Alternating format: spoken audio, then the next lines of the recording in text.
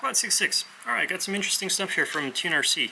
Some of these things I've been eagerly kind of anticipating and knowing that they were in the works, and then other ones were surprises. So they also were like, hey, by the way, in the package there is a frame for you to try, and also a motor. And so we'll talk about the frame and the motor in a little bit, but I wanted to start with the flight controller because I think that's kind of the big one to talk about. First, I kind of want to start off with, I've got a little bit of personal bias here with the flight controller. And that's mainly because TuneRC, particularly Area Chen, I hope I'm pronouncing the name right, has been kind of engaging with people like on Facebook and the forums and stuff, and taking questions and feedback, and it seems like it's actually translating into the products we're seeing. And in general, TuneRC just hasn't seemed to have had the missteps that some of these other manufacturers had, like in terms of, I don't know, you get some weird stuff out of Beta FPV or some of the Happy Model decisions or things like that. But the boards that I've had from them, I had two of their original 1S boards, have held up really well. And one of the 1S boards in particular is kind of a ringer board for me that outperforms everything else I've tried on the 1S. So with that, I really personally kind of want to see this board succeed because I want to continue to see manufacturers do well that take that kind of input and give us products that make sense to me. So why does this board make sense to me? This is a little bit outside my normal range. So with the 20 amp board, this is kind of intended for kind of bigger, more powerful builds than I typically fly. And when Aria sent it over, she kind of said as much of like, yeah, this board, maybe it's not for you, but I want you to try it anyways. And that's kind of nice. But the things where I think they're really listening is that this is an F405. So one of the things that we have with these boards is F411s are out the door. The F411 only has 512 kilobytes of memory, and the F405 has 1 megabyte. And the reason that's very important is because the F405, you're going to be future-proofing yourself a little bit, because the F411, it's full. With Betaflight, the latest 4.3, they actually did a bunch of stuff to kind of keep the size of Betaflight 4.3 down, and it fills up that F411. So now with the F405 board, you've got enough room that it's going to take you through at least several more generations of Betaflight before it's going to run out of room as well. At some point in time probably will. The other thing that this one does for you is that with the processor, it's faster too. So the F411, we overclock it, but the standard is 100 megahertz, and this one runs at 168 megahertz. So when you just plug this into Betaflight, you'll see that your CPU percentage is far lower than on the F411. And the nice part about that is because with the F411s, we've been pushing things to the limit and starting to have to make decisions on, well, what do we run? 8K, 8K and no RPM filtering, or do we run RPM filtering and no 8K, 8K? Unfortunately, one of the things that has happened between kind of the last rounds of boards I've personally purchased with the F411s and this board is that we've lost the MPU 6000. So the gyro, and I think it's this little guy right over there. We lost the MPU 6000, and that gyro was a nice gyro because it had good clean signal down low and it was capable of putting out 8K, 8K. This gyro that they've decided to go with is the Bosch, it's the BMI 270. And this one has also nice clean signal down low, but it only puts out 3.2 K on the output. So, sorry, I shouldn't have said that the other board puts out 8K, 8K. It puts out 8K, and then we're running the gyro sample and the PID loop at 8K, 8K. And this is 3.2, so you're going to be limited to 3.3, 3.2.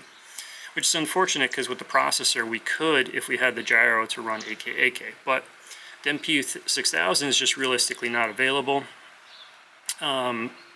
for at least the foreseeable future, maybe indefinitely, because from what I understand, they've been trying to move people to the ICM boards.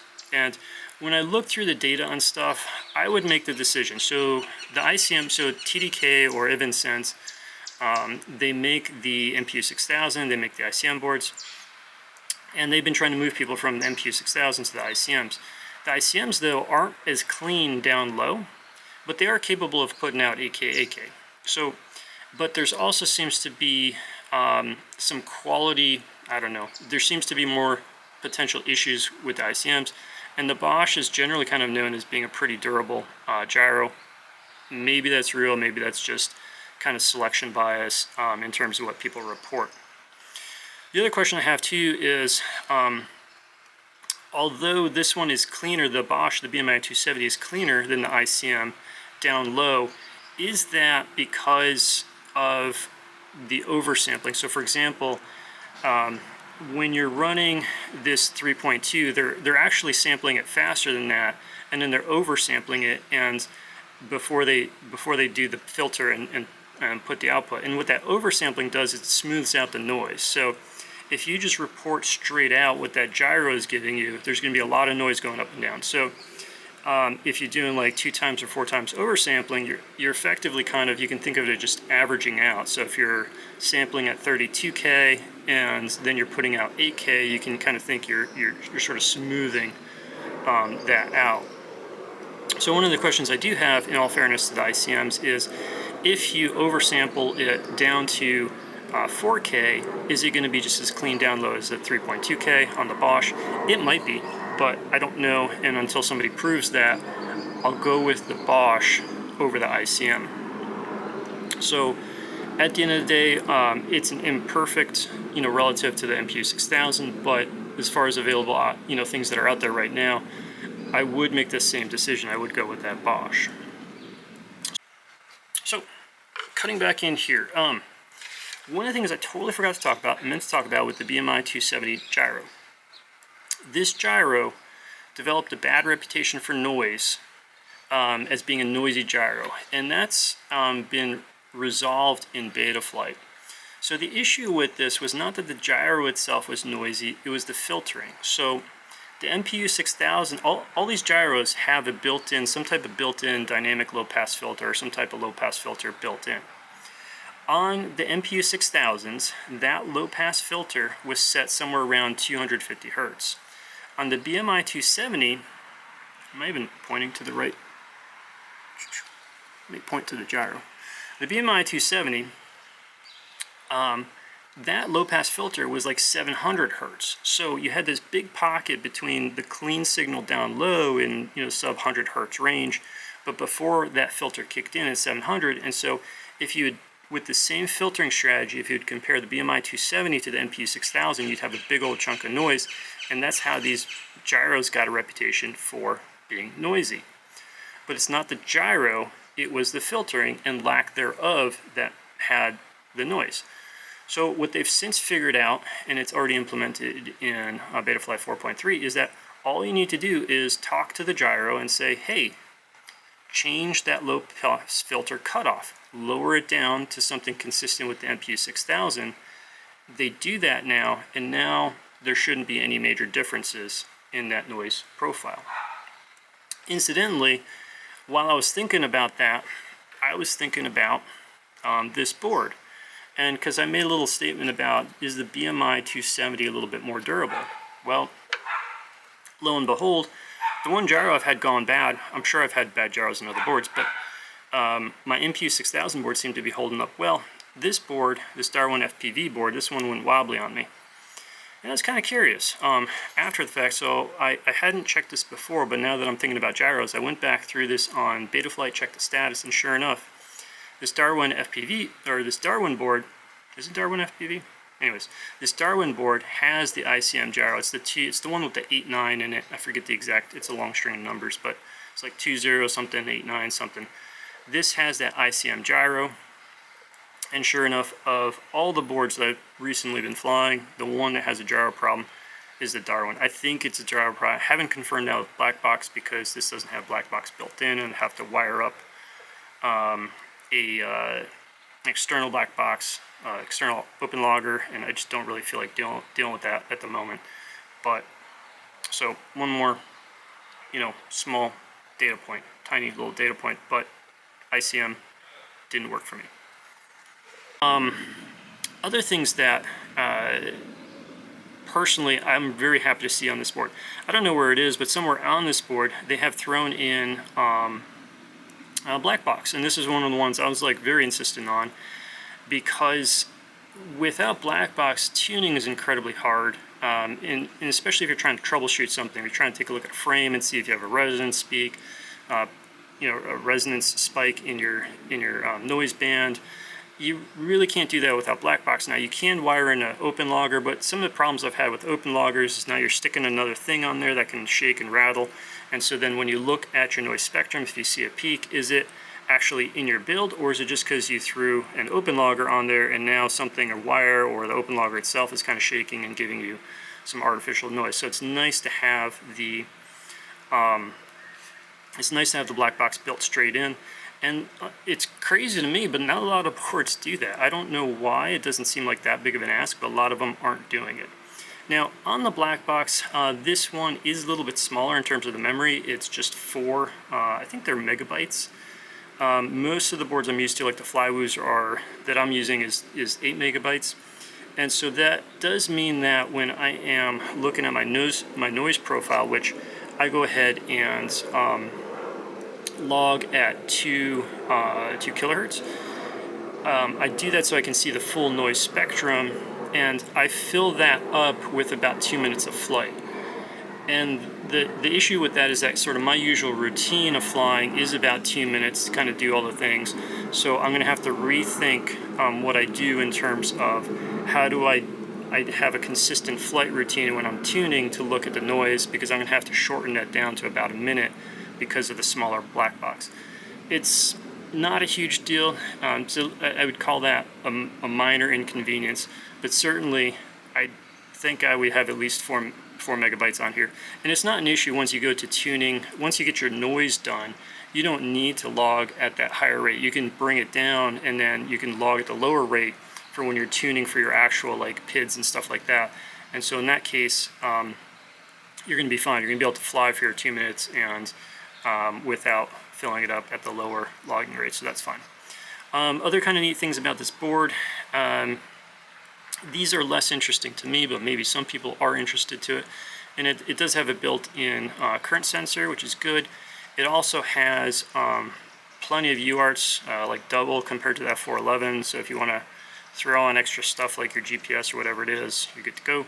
This also has enough motor outputs to run up to 8 motors, so if you have a separate ESC with 4 ESCs on it, you can take the extra motor outputs here, run that to another one, and so you can run your hexes or your octocopters off of this board as well. Not particularly interesting to me, but maybe you're interested in it.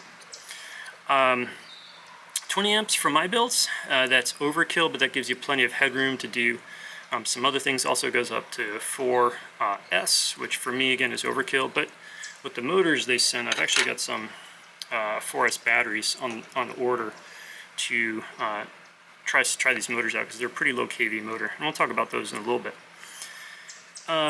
In general, the TuneRC boards, they're really nicely laid out. You can see how big these motor pads are. These are super easy to solder to.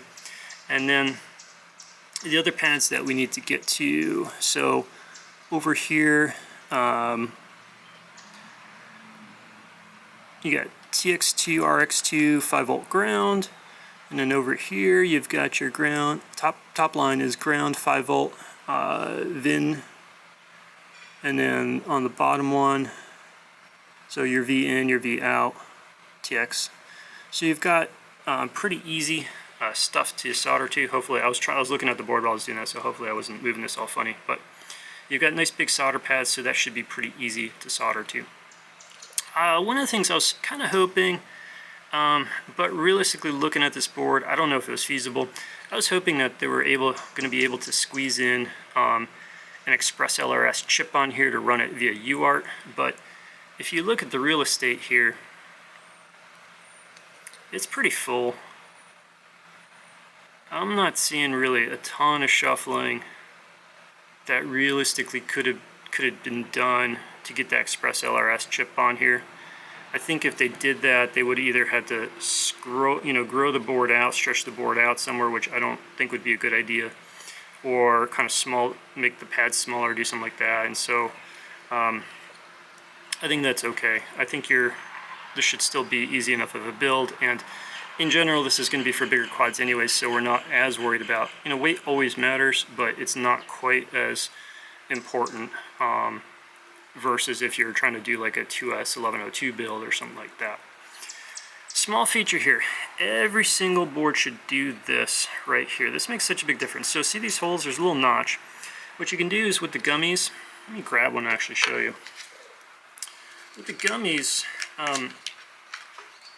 that notch there, it allows you to, sorry, I'm having a hard time getting these package out. So this is other stuff we have in here. So what that notch does is it allows you to squeeze in the gummies really easily.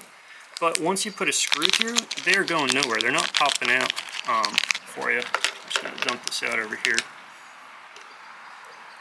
So to get the gummy in, all you do is squeeze it flat, and it'll push right through that hole real easily.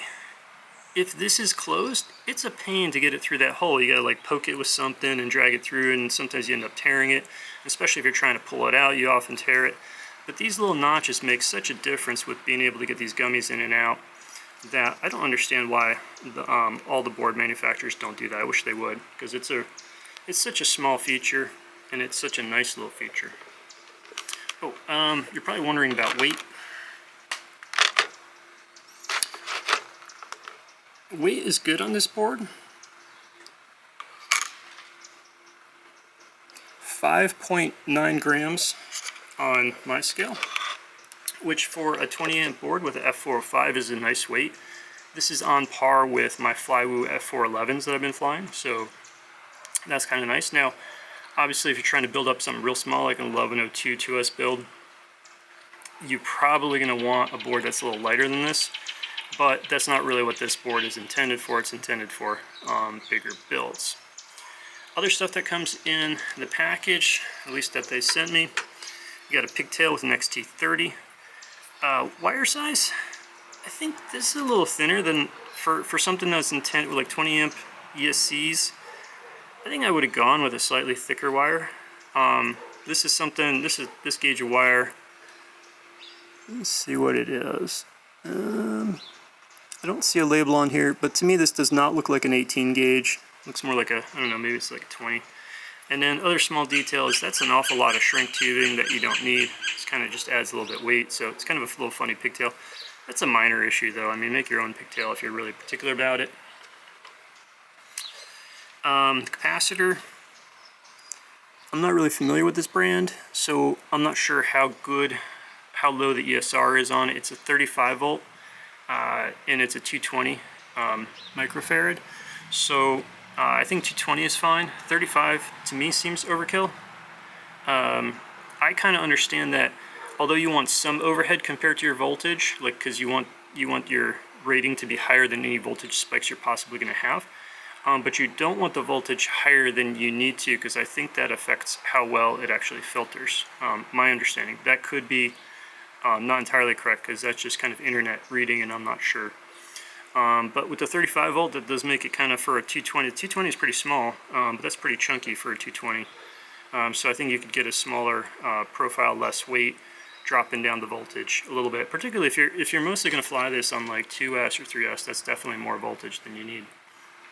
But correct me if I'm wrong. So software-wise, there's some nice things about this. One of those, it's already flashed with Betaflight 4.3, which is nice because you don't have to really mess with it there. And the ESCs are flashed with BlueJ. It's nice that the ESCs already have the firmware that most people want on there, because you don't have to worry about like accidentally bricking the ESC, which is kind of the saddest thing ever. If you get a brand new board, get all excited, try and flash your ESCs, and you brick an ESC, and that's a really sad day when you have a brand new board. What else is there? So, detail on the ESC, the BlueJ, it's a PH25, so a nice short dead time of 25. For these like 2 to 3, 2 to 4S boards, 30 is kind of the dead time that you get with quality ESCs, it seems. When you have 1 to 2S boards or kind of lower quality stuff like the older, I think there's a nameless RC board, then you get these higher things like, it's a dead time of like 70, 90, even like 120 or things like that. And you want that dead time as short as possible, because the higher your dead time, the less braking you're going to get. And so it kind of compromises the performance. I don't think it's a huge deal, but small details, they all add up. I think they all matter. One other nice little detail I like on this, I guess one obvious detail is your USB port comes out the side, so you don't have to worry about it sticking out. So that's kind of a nice little feature there. Obviously that doesn't work on whoops, works on toothpicks and other builds. It does kill me that we're not sticking these in whoop frames, so why are we still doing this diamond thing? I don't know. Why can't we have a normal rectangular orientation? I think the frames match better to that, but is what it is. And at the end of the day, you can just run some slightly longer wires and run it square if you want to. Oh, little details.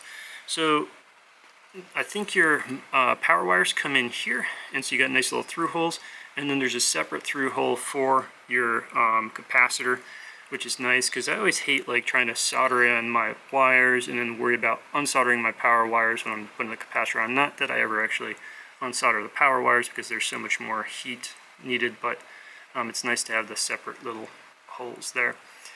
They do say that you can fit a 16 gauge wire through that hole. I don't know. I'm not sure about that. I mean, this is definitely not a 16 gauge. Well, maybe. That fits through with plenty of room. And I don't think this is an 18 gauge, so I think you could probably fit an 18 gauge easily. 16, maybe. I don't know. That's a bit. Maybe you can. We'll see. So obviously the board, I haven't built it up. I haven't flown it yet. I'm excited about it. And honestly, unless there's something really bad going on here in terms of either the quality control or the resistance of the board, I think this one's probably going to be a winner, but we'll see. We'll have to test that and prove that.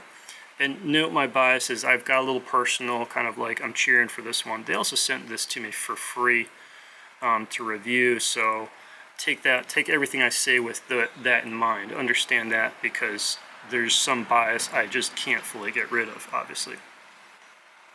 Alright, so let's move on to some of the other things that came through. The frame. The frame, this is not how I decided to design a frame, but I think it's interesting and it shows kind of some of the thought that TuneRC is putting into their products. One of those is, so this is a 118 millimeter frame, and that's very close to like my Warpig 120, which the reason I choose that size is because it's basically the shortest size that you can put on the 3-inch props and not have the props blowing air into your frame or coming too close to the ESC or the flight controller and all the rest of it. So I think that's a good size. And what's interesting about it is that they've been paying attention, because they have for 1S, so this is cut in 3 millimeter carbon fiber, 118 millimeters motor mount, and they specify that this is for your bigger builds. And specifically, they've got another one that's 130 millimeters, and they say that that one is for your less powerful builds, because having the shorter arms makes these more robust. And yes, it makes them more robust, but maybe not in the way that most people would expect. It's not going to be more robust in terms of crash resistance, because the longer your arms are, actually, the more flex you have and the more robust it's going to be from crash resistance. But where it's actually more robust is controlling your noise. So what we want to do is minimize, whenever possible, the unsupported span of the arm to increase the frequency of any resonance. Once the frequency is high enough, our filters pick it up and it's no big deal. Which reminds me of one thing I forgot to talk about on the flight controller with filtering. I'll go back to that at the end. Totally meant to talk about that. It's kind of a big deal. But the shorter the arm, the higher resonance, the easier it is going to be for the filters to deal with it. So it's nice that they're paying attention, understanding that that arm length matters. For fairly big builds, I think they got the arm width balance pretty nice. This is wide enough to where you get some pretty good torsional resistance, but it's not so wide that you're going to be pushing, blocking a bunch of your airflow. They did go with the full 4 holes on here. I think this adds some weight that you don't necessarily need to, but then that also gives you the advantage of putting a little bit more motor protection more easily than on some of the way I design my little feet out here. I do get a little bit worried that we've got a stress riser out here. You can see how we go from pretty wide to narrow pretty quick. And we'll see after we bash it around if that's going to be a problem or not. On lighter builds, I don't think it'll be a problem. On bigger builds, it might be. They did cut the fibers along the weave, which is nice. And then as we get into the middle of the body, I was kind of shocked when I first saw this on the website, because I was like, holy cow, how much carbon are you putting in the middle of the body? That's just kind of a waste of carbon. It's not going to do a whole lot for you. It's going to add weight.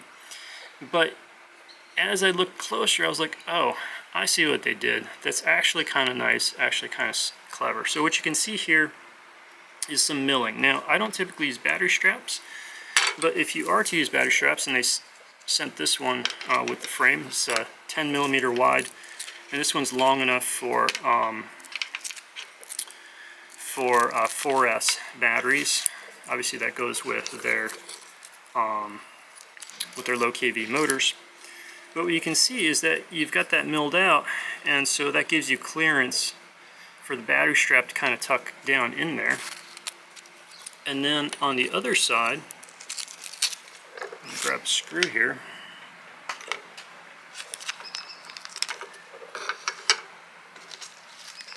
Let's see, grab one of these screws. In the package, they with the, I forget this came with the frame, or no, I think the screws came with the flight controller. But the way that's milled down is a nice little feature.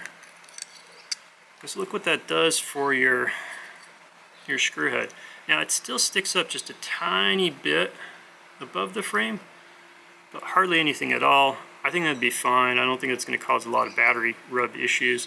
But if you put any kind of pad on here at all, that's nice. And that's actually, I think, one of the bigger deals of this frame than anything else, because one of the interesting things that I've been thinking about with frames is one of the heaviest parts of our quad, and I should have had a battery out here, but I don't. One of the heaviest parts of our quad is the battery. And if we're thinking about like controlling vibrations and things like that, what we want to do is we want to force our vibrations to work against mass. And so what better damper do you have besides frame stiffness? What better damper do you have than a big old heavy battery?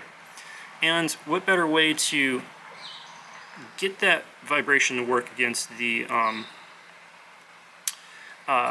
get that mass to work against the vibration, then mounting your battery flush with the frame and make it kind of work as one with the frame. So basically, instead of having a 9-gram frame like this, we have a, if your battery's 40 or 50, you have like a 50-gram mass that you're working against. And I see my camera's getting unhappy temperature-wise, so I'm going to pause here and restart me. Okay, I've got my camera cooled down here. So let's go ahead and compare this couple things to a couple other frames. And some of the other frames I have it to compare to, this is a Warpig 124, so 124 millimeter, and this is cut in 4 millimeter thickness. For the 4 millimeters, this is what I felt this frame needs to really have good control over, kind of noise and vibration suppression, things like that.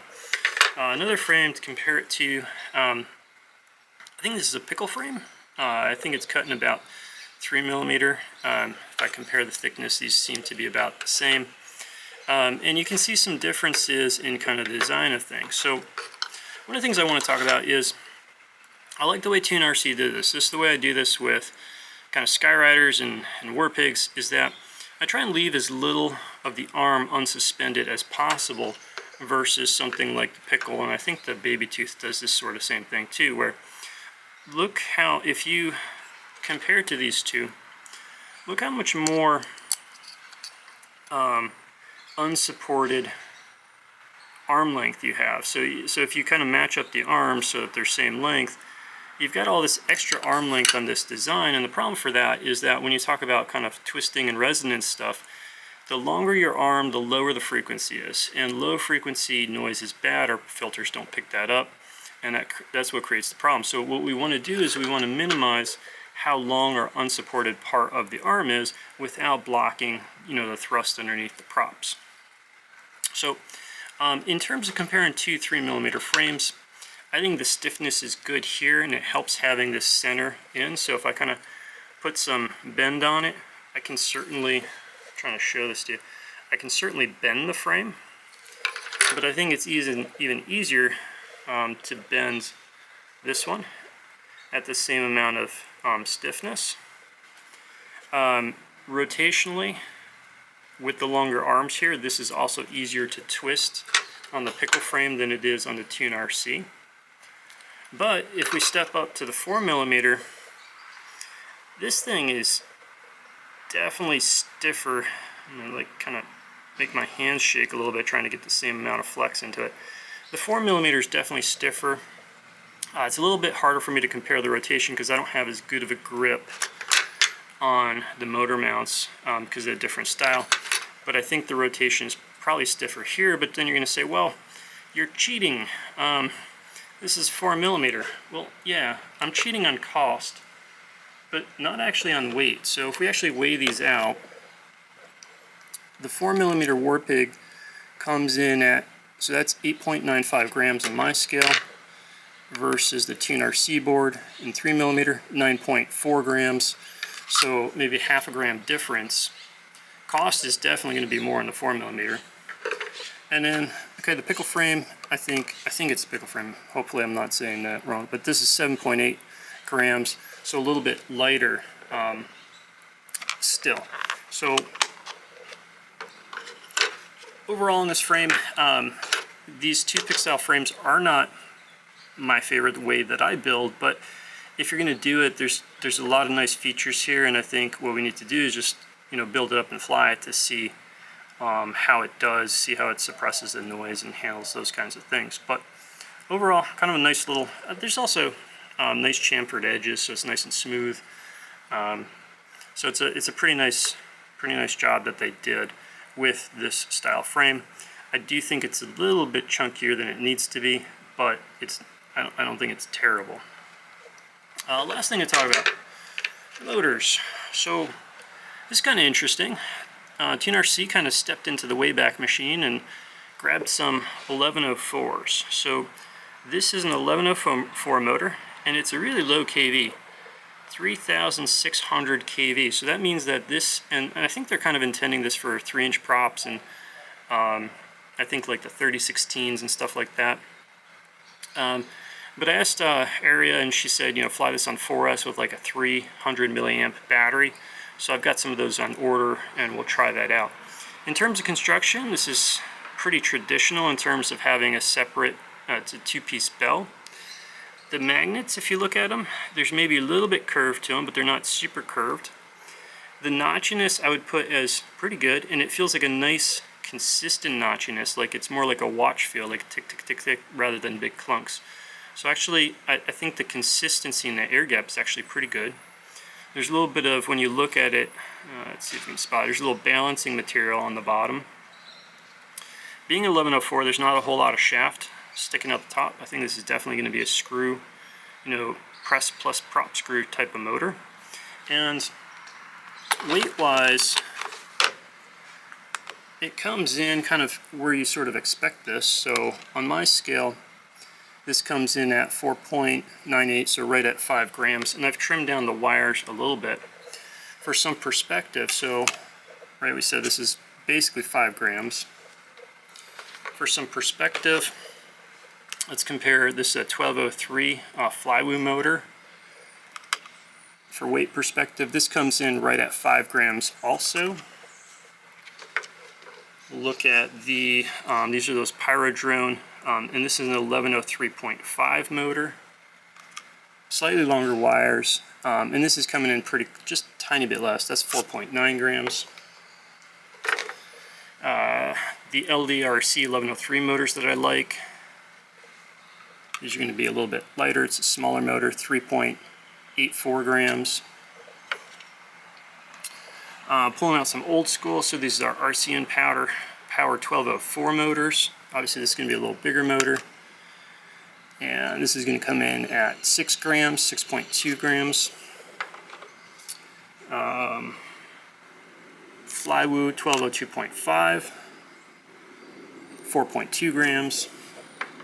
And then I don't have the FPV cycle like 13 millimeter for 2S, I just have the 1S one. So these are the 13 millimeter for 1S.